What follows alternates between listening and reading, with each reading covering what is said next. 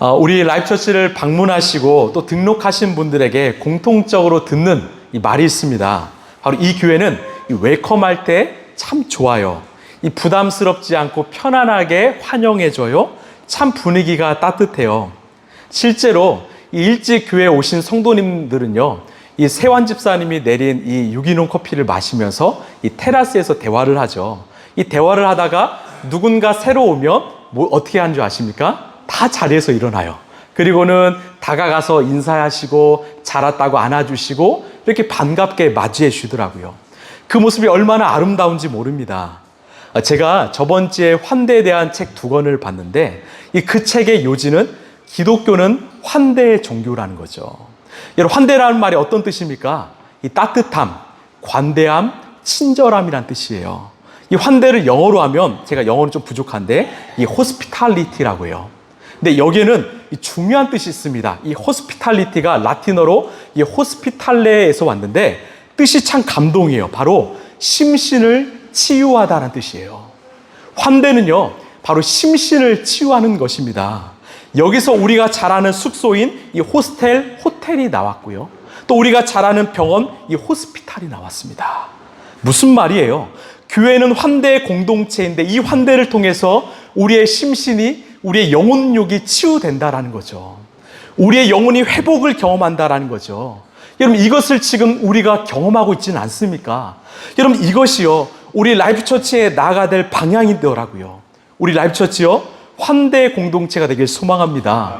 여러분, 예수님께서 죄인인 우리를 환대해 주셔서 우리 안에 회복과 자유와 치유가 일어났던 것처럼 우리가 이 땅에 아파 울고 있는 영혼들을 환대해 준다면 여러분, 동일한 경험을 하지 않을까요? 그래서요, 전도요, 내가 직접 예수님을 전해도 되지만 여러분, 이곳에 초대하셔도 돼요. 왜? 우리의 환대를 통해서 하나님의 사랑을 경험하게 될 것입니다. 여러분, 그래서 환대가 구원이고요, 구원이 환대입니다. 저는 우리 교회가 남녀노소 빈부귀천을 막론하고 모든 자들을 환대할 때 이 교회가 이 땅의 소망이 될 줄로 믿습니다. 여러분, 그래서 잘 웰컴해 주시고 따뜻하게 품어주셨으면 좋겠습니다. 우리 옆 사람과 인사할까요? 제가 환대하겠습니다. 시작. 네. 우리는 2주 동안 예수를 믿는 그리스도인들이 어떻게 살아야 할지를 배웠습니다. 먼저는 사랑이죠. 내 사랑이 아니라 예수님의 십자가의 사랑으로 너희들 사랑하라 말씀하셨죠. 그 다음은요, 바로 빛의 자녀로 살라는 거예요. 내 빛이 아니라 내 안에 계시는 그 예수님의 빛으로 너희들이 살아가라 말씀하십니다. 여러분, 우리가 어떻게 사랑하고 빛의 자녀로 살 수 있을까요? 바로 내 안에 예수님이 주인 되시면 돼요. 내 안에 예수님으로 충만하시면 됩니다. 그때 우리는 예수님의 사랑으로 살아갈 수 있고요, 예수님의 빛으로 우리는 빛의 자녀로 살아갈 수 있다는 거죠. 제가 늘 말씀드리죠. 여러분, 나는 죽고 예수로 사시길 바랍니다. 여러분, 예수님이 내 인생의 주인 되시길 바랍니다. 저요, 이 자리에 설 때마다 이 앞에 자리에 앉아서 어떻게 기도한 줄 아십니까? 이렇게 기도해요. 예수님, 제가 죽습니다. 저는 아무것도 아닙니다. 제 입술을 통해서 예수님께서 말하여 주옵소서. 여러분도 마찬가지 아닐까요? 하루를 시작하면서 또한 누군가를 만날 때 또한 중요한 일이 있기 전에 여러분 기도하셔야 돼요. 어떻게 해요? 예수님, 제가 죽습니다. 예수님이 일하여 주옵소서. 이 만남 가운데, 이 상황 가운데 예수님이 주인 되어 주셔서 예수님 뜻대로 하옵소서. 그러면요, 예수님이 책임지세요. 그 상황을 예수님이 만들어 가십니다. 결국이요, 내가 죽고 예수로 살 때, 예수님이 내 인생의 주인 되실 때 우리는 삶의 자리에서 예수님의 살아계심과 인도하심, 역사하심을 경험하는 그리스도인 될 줄로 믿습니다. 이 성 어거스틴이 이런 말을 남겼습니다. 잘 들어보세요. 논쟁할 사람은 논쟁하라. 나는 그분을 놀라워하리라. 왜 이런 말을 했을까요? 그 당시에 많은 사람들이 논쟁을 하는 거예요. 하나님이 살아계시냐 안 계시냐, 이것으로 논쟁할 때 어거스틴은 이렇게 말합니다. 왜? 나는 논쟁할 가치가 없다라는 거죠. 날마다 하나님을 경험하기 때문에, 오늘 또 하나님의 살아계심을 경험하기 때문에 논쟁할 사람 논쟁하라. 나는 오늘 또 그 살아계신 하나님을 내가 놀라워하겠다. 내가 그분만으로 내가 만족하겠다. 이런 살아있는 신앙의 고백을 하는 거지요. 여러분, 이 고백이 우리 모두의 고백이 되길 소망합니다. 여러분, 그리스도인의 기쁨이 무엇입니까? 행복이 무엇입니까? 바로 하나님의 살아계심을 날마다 경험하는 거 아닐까요? 여러분, 그분이 저 멀리 계신 분도 아니고 이 글에 갇혀 계신 분이 아니라 오늘 또 내 삶 가운데 함께 하시고 살아계신 그 하나님을 내가 맛보고 경험하는 것이 우리의 기쁨 아닐까요? 그래서요, 우리는 날마다 죽어야 합니다. 날마다 맡겨드려야 돼요. 그때 내 안에 살아계신 예수님께서 내 삶을 이끌어 가시라 믿습니다. 오늘은 세 번째로요, 우리가 그리스도인으로서 이 지혜롭게 살라고 말씀하는데요, 우리 15절 말씀 함께 읽겠습니다. 시작. 그러므로 여러분은 살피십시오. 지혜롭지 못한 사람처럼 살지 말고 지혜로운 사람답게 살아야 합니다. 아멘. 자, 지금 사도 바울은 에베소 성도들에게 세 가지를 말해요. 하나는 사랑하십시오. 두 번째는 빛의 자녀로 사십시오. 마지막 세 번째는 지혜롭게 사십시오. 그렇다면 어떤 사람이 지혜로운 사람일까요? 자, 16절이 그 답을 주는데, 자, 시작. 세월을 아끼십시오. 때가 악합니다. 아멘. 자, 지혜로운 사람은요, 바로 시간을 아끼는 사람이에요. 여러분, 구원받은 자들은요, 시간을 아낍니다. 왜 시간을 아낄까요? 바로 시간이 우리의 생명이기 때문입니다. 여러분, 생명은요, 거창한 게 아닙니다. 지금 생명은요, 우리가 시계의 그 초반을 알죠? 1초 1초가 지나가죠. 그게 바로 우리의 생명이에요. 시간이 지나갔다라는 말은 우리의 생명이 소멸되고 있다라는 말과 같습니다. 즉, 시간을 낭비하는 것은 바로 우리의 생명을 버리는 거예요. 시간을 허비하는 것은 우리의 생명을 죽이는 것입니다. 그래서 어리석다라고 말씀하죠. 이 호스피스 창시자였던 이 엘리자베스 퀴블리 로스가 이런 말을 했습니다. 잘 들어보세요. 임종 직전, 즉 죽기 직전에 있던 노인들이 가장 부러워하는 것은, 소망하는 것은 바로 시간이었다. 여러분, 공감되지 않으십니까? 왜 시간을 부러워할까요? 바로 시간이 우리의 생명이기 때문이에요. 여러분, 지나온 시간들, 우리의 생명이 지나갔다라는 거죠. 여러분, 시간은 우리를 기다려주지 않습니다. 마치 물처럼 흘러가지요. 절대 멈추지 않지요. 그래서 지혜로운 사람은 시간을 아끼는 사람이고 생명을 보존하는 사람이에요. 그런데 오늘 바울은요, 재미난 표현을 하나 사용합니다. 바로 시간을 뭐라고 하죠? 아끼라고 해요. 이 아끼라는 말이 헬라어로 엑사구라조라고 하는데 어떤 뜻이냐면 구원하다, 속량하다, 건져 올리다는 뜻이에요. 여러분, 재밌지 않습니까? 시간을 아끼는 것은요, 시간을 전략하라는 말이 아닙니다. 시간을 거룩하게 하라는 거예요. 시간을 구원하라는 거죠. 시간을 건져 올리라는 말입니다. 즉, 시간을 사용할 때 그 시간을 우리 예수님을 위하여 사용하라는 말이죠. 여러분, 우리 모두에게는요, 똑같은 하루 24시간이 주어집니다. 그런데 누군가는 하루 대부분을 예수님과 함께 동행하며 살아가요. 그런데 누군가는 단 10분도 예수님과 동행하지 않습니다. 그러면 어떻게 될까요? 이 시간이란 말에 두 가지 뜻이 있는데, 하나는요, 바로 크로노스와 다른 하나는 카이로스입니다. 제가 이 뜻을 알려드릴게요. 크로노스는 이 땅의 시간, 물리적인 시간이에요. 즉, 사라지는 시간이죠. 이 카이로스는 하늘의 시간, 영원에 접속된 시간입니다. 즉, 사라지지 않는 영원한 시간입니다. 다시 말해서 내 시간을 내가 예수님을 위해 사용한다면 그 시간은 구원받습니다. 그 시간은 건져 올려져요. 그 시간은 하나님이 기억하시고 그 시간은 영원히 남는 시간입니다. 그런데 내게 주어진 시간을 내 욕심과 내 욕망대로 사용한다면, 내 마음대로 사용한다면 그 시간은 버려지는 시간이고 죽는 시간이죠. 여러분, 우리가요, 아무리 100세를 산다고 해도 그 시간을 내 마음대로 사용했다면 그 시간은 후회와 연민과 아쉬움과 공허함이 가득한 시간이죠. 그런데 비록 짧게 30세, 40세를 산다고 해도 내가 그 시간을 주님을 위해 사용했고 정말 그 시간 가운데 예수님과 동행했다면 그 시간은 영혼에 접속된 시간, 카이로스가 되는 것입니다. 여러분, 이것이 왜 중요할까요? 바로 우리 하나님은요, 그 엑사고라죠, 그 건져 올려진 시간으로 우리를 마지막 날에 평가하시기 때문입니다. 그 시간을 보시면서 우리를 평가하시기 때문이죠. 그렇게 지혜롭게 사는 자는 시간을 아낍니다. 생명을 구원하지요. 즉, 내게 주어진 시간을 우리 예수님을 위해서 사용한다라는 거죠.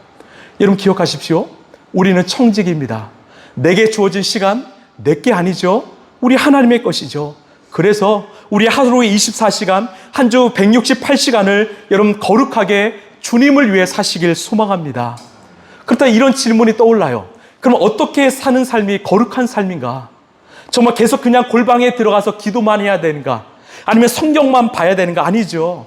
바로 내게 주어진 일에 부끄럽지 않게 주를 위해서 살아가는 거죠. 다시 말해서 크리스찬으로서 성경적 가치관과 기준을 가지고요. 가정에서는 부모로서, 자녀로서, 남편과 아내로서 충실히 살아가는 거예요. 주 안에서, 가정 안에서 사랑하는 거지요. 학생은 학교에서요, 직장인은 일터에서 성실하게 정직하게 하나님 보시기에 부끄럽지 않게 살아가는 거지요. 그때요, 하나님은 그 시간을 건져 올리시고 영원히 기억하실 것입니다. 여러분, 우리 예수님이요, 이 땅에 공생에 딱 3년 하셨죠. 정말 짧은 시간이었습니다. 그럼에도 불구하고 2000년이 지난 지금도 우리는 그 삶을 기억합니다. 왜? 우리 예수님 단 하루도 허투루 사용하지 않으셨기 때문이죠. 날마다 엑사고라죠. 시간을 건져 올리셨고 시간을 구원하셨기 때문이죠. 예수님뿐만일까요? 아니요. 우리가 기억하는 사도 바울 역시도 하고 난 후에 엑사고라죠. 그 시간을 주를 위해서 사용했고 건져 올렸던 거죠. 그것을 하나님 기억하시고 또 우리도 기억한다라는 거죠. 여러분, 그 예수님의 가르침 중에 보석이라고 하면 이 산상수훈을 뽑습니다. 이 산상수훈은 바로 예수님께서 산 위에서 하신 설교이죠. 여러분, 이 산상수훈의 결론이 뭔지 아십니까? 우리 마태복음 7장 24절입니다. 시작. 그러므로 내 말을 듣고 실천하는 사람은 반석 위에 집을 지은 지혜로운 사람과 같다. 아멘. 자, 지혜로운 사람. 그 산상수훈의 결말이 지혜로운 사람은 반석 위에 집을 세운 사람과 같다라는 겁니다. 이 반석은 흔들리지 않는 진리, 말씀이지요. 이런 왜 반석 위에 집을, 인생을 세워야 될까요? 그 다음 25절, 27절에 비가 내리고 홍수가 나고 바람이 불어서 그 집을 들이쳤지만, 우리 함께 읽어볼까요? 시작. 무너지지 않았다. 그 집을 반석 위에 세웠기 때문이다. 예. 그러나 나의 이 말을 듣고서도 그대로 행하지 않은 사람은 모래 위에 자기 집을 지은 어리석은 사람과 같다고 할 것이다. 비가 내리고 홍수가 나고 바람이 불어서 그 집에 들이치니 무너졌다. 그리고 그 무너짐이 엄청났다라는 거죠. 결국 중요한 것은요, 우리의 인생을 지금 어디 위에 세웠냐라는 거예요. 여러분, 모래 위에 세우셨습니까? 여러분, 세상의 자랑 위에 세우셨습니까? 흔들립니다. 결국은 무너지지요. 그러나 반석 위에 세운 인생은, 주님의 진리 말씀 위에 세운 인생은 결코 흔들리지 않는, 무너지지 않는 인생이 된다라고 주님은 말씀하지요. 이런 어떤 사람이 인생을 엑사고라죠 건지는 사람입니까? 우리의 인생을 날마다 예수님 위에요.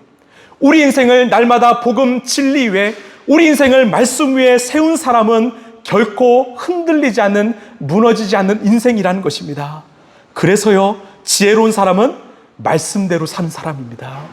여러분, 지혜로운 사람은 말씀에 순종하며 사는 사람이지요. 우리 17절이 그 답인데요. 자, 시작.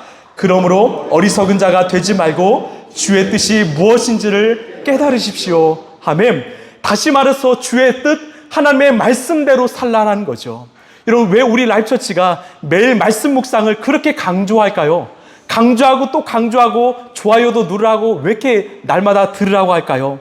여러분, 오직 하나님의 말씀만이 우리 인생을 바르게 세우고 내 시간을 건져 올리는 유일한 길이기 때문입니다. 여러분, 사도 바울이요, 말씀의 사람이었어요.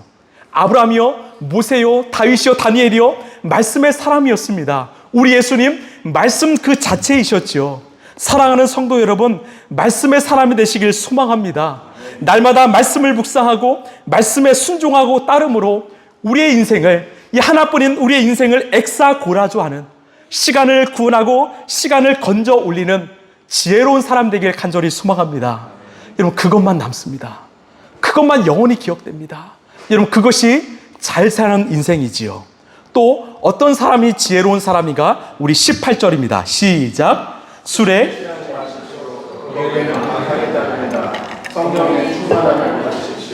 아멘. 자, 사도 바울은요, 재밌게 술 취함과 성령 충만함을 대조시킵니다. 여러분, 이 술 취함과 이 성령 충만의 공통점이 하나 있습니다. 갑자기 좀 웃으시는데요. 예, 어떤 공통점이 있을까요? 저는 잘 모르겠어요. 어떤 공통점 있죠? 네, 대범해져요. 용기가 생깁니다. 막 걱정이 없고 당당하지요. 혹시 여러분 술에 취해 본 적 있으십니까? 예, 표정은 이렇게 그래 본 적 있는데 말은 좀 못하는 것 같고, 예, 제가 부산에서 사역했을 때 하루는 어떤 술에 깊이 취하신 분이 막 길을 걸어가요. 막 주님을 찬양합니다. 걸어가다가 제가 놀라운 광경을 봤어요. 이분이 싸우시더라고요. 누구랑 싸웠을까요? 전봇대. 맞아, 전봇대랑 싸워요. 전봇대랑 씨름하고 레슬링하고 유도하고 파리 올림픽을 하시더라고요. 그럼 누가 이겼을까요? 전봇대. 맞아요. 전봇대가 이겼어. 해본 것 그분 아닌가요? 혹시? 네. 근데요, 재미난 건요, 그분이 열심히 신랑이 하는데 사람들이 다 모여서 구경해요. 이게 부끄럽지 않더라고요. 여러분, 어디서 그런 용기가 났을까요? 바로 술 취함이죠. 무슨 말이냐? 술 취함과 성령 충만은 겉으로 보면 이 비슷한 현상이 일어나는데 용기와 대범함이 생깁니다. 그런데 본질적으로 무엇이 다를까요? 여러분, 술 취하면 어리석어집니다. 판단력, 분별력을 상실하죠. 지극히 감정적이고 충동적이게 돼요. 어떤 결과를 가져올까요? 술로 인하여 수많은 사건과 사고가 발생하죠. 여러분, 얼마나 정상적인 사람들이 술로 인해서 이해할 수 없는 행동을 합니까? 정말 말도 안 되는 행동을 벌입니까? 여러분, 사람이 술을 먹지만 결국은 술이 사람을 잡아먹습니다. 사람이 술을 좋아했지만 결국 술이 사람의 인생을 망가뜨리지요. 그런데 술만일까요? 아니요. 이 시대는 또한 마약의 시대입니다. 최근에 젊은이들이 마약 동아리를 만들었대요. 스카이 출신들이 동아리를 만들었는데 그 안에서 마약을 했다라 하죠. 얼마나 어리석은 인생일까요? 또요, 권력이요, 돈이요, 명예요, 여기에 사람들이 중독되어 있습니다. 많은 청소년 미디어에 중독되어 있지요. 얼마나 세상에서 취할 것들이 많은 시대인지 모릅니다. 여러분, 이것에 중독되기 시작하면 사고가 마비됩니다. 판단력을 잃지요. 그래서 잘못된 선택을 하는 것입니다. 결국 인생을 안타깝게 방탕하게 망하게 되는 것이죠. 그러면 어떻게 해야 될까요?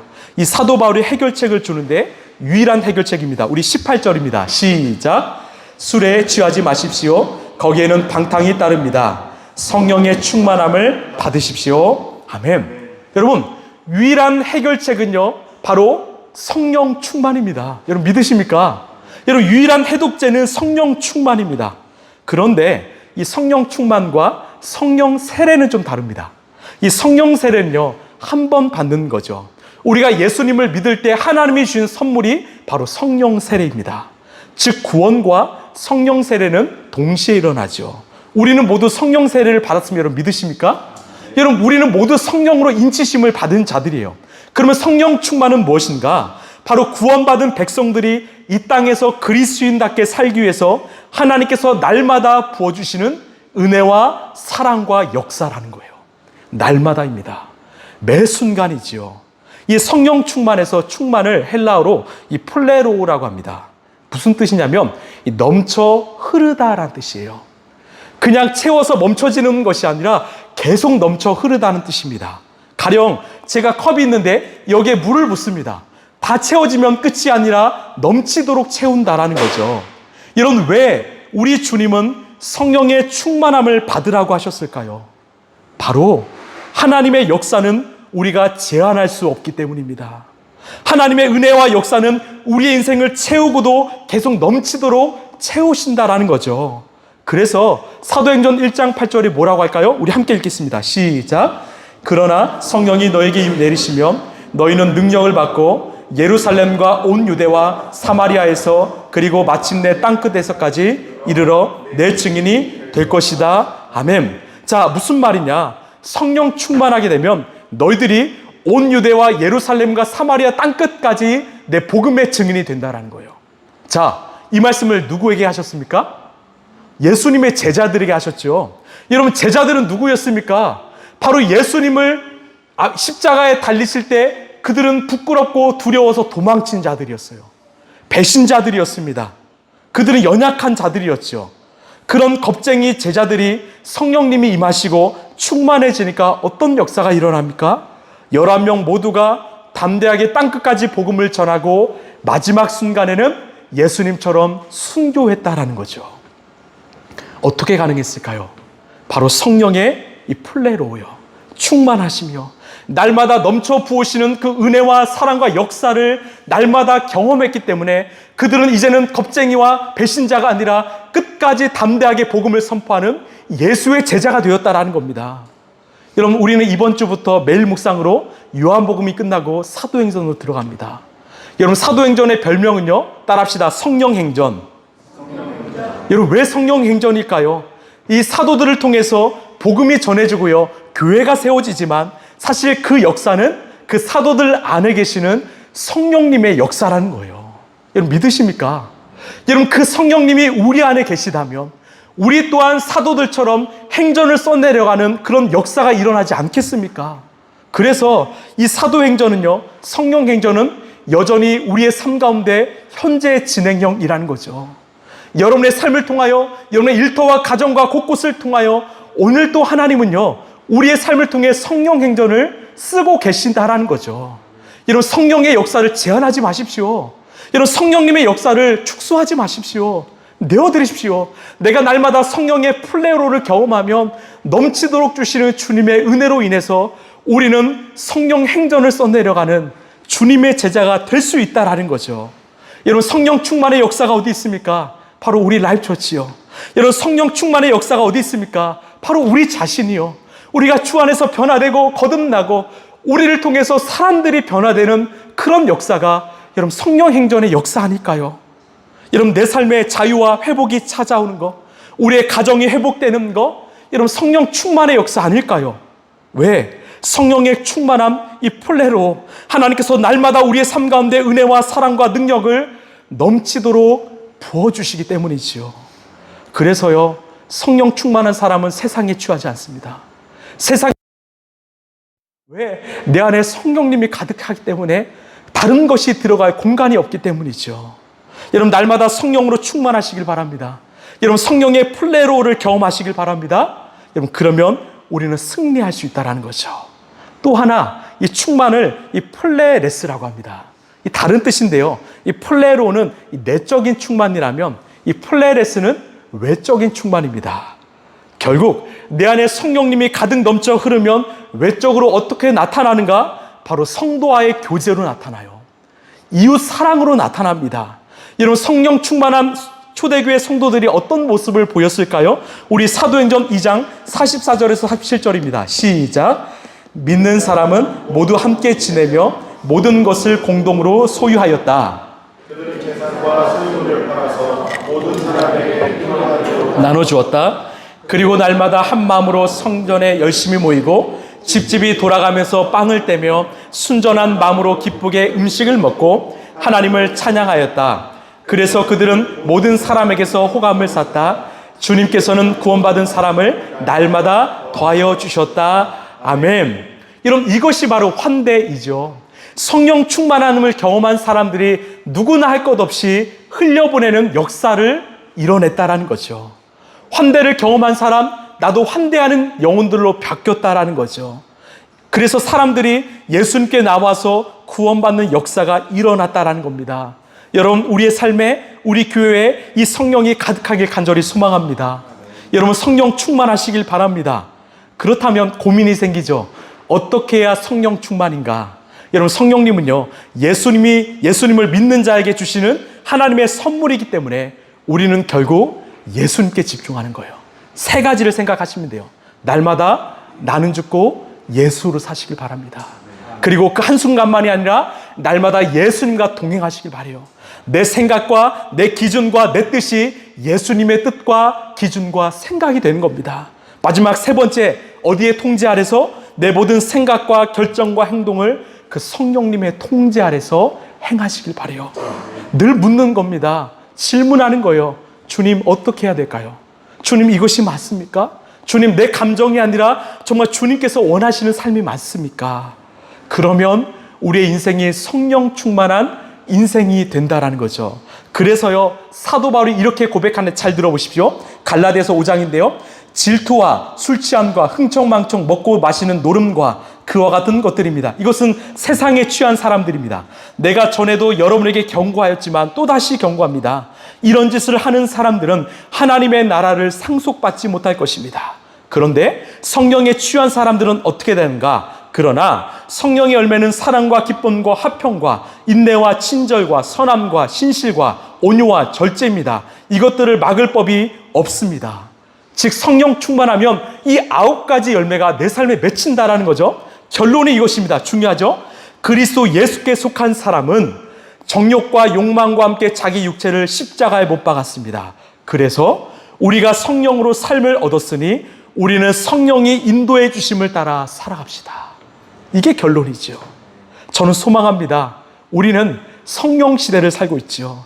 하나님은 라이프처치를 통해서 성령 행전을 쓰길 원하십니다. 그런데 우리가 하는 것이 아니라 이 갈라디아서 5장의 고백처럼 우리 안에 성령님께서 임재하시고 충만하시면 우리의 삶을 가능케 하신다라는 거죠. 역사하신다라는 거죠. 그래서 여러분 날마다 성령 충만하시길 바랍니다. 여러분 나는 죽고 예수로 사시길 바랍니다. 여러분 성령님의 인도하심 통제 속에 살아가시길 바랍니다. 여러분 그때 우리의 삶에 어떤 일이 벌어지는가? 이 바울이 3가지의 결론을 내리는데요. 자, 이게 내 삶 가운데 일어나면 내 안에 성령 충만한 것입니다. 우리 19절입니다. 시작. 시와 찬미와 신령한 노래로 서로 화답하며 여러분의 가슴으로 주님께 노래하며 찬송하십시오. 아멘. 먼저는 찬양이에요. 내가 성령 충만하면요, 내 입술에서 찬양이 나옵니다. 그냥 누가 시키지 않아도 찬양이 흘러나와요. 여러분 이거 경험하지 않으셨습니까? 제가요, 이 신대원 입시를 준비하면서 고시원에 들어갔거든요. 근데 이 고시원이 창문이 있으면 5만 원이 더 비싸요. 그래서 저는 창문이 없는 방 들어갔습니다. 새벽에 일어나서 밤까지 공부하는 거 쉽지 않았습니다. 피곤하고 배도 고프고 참 외로웠어요.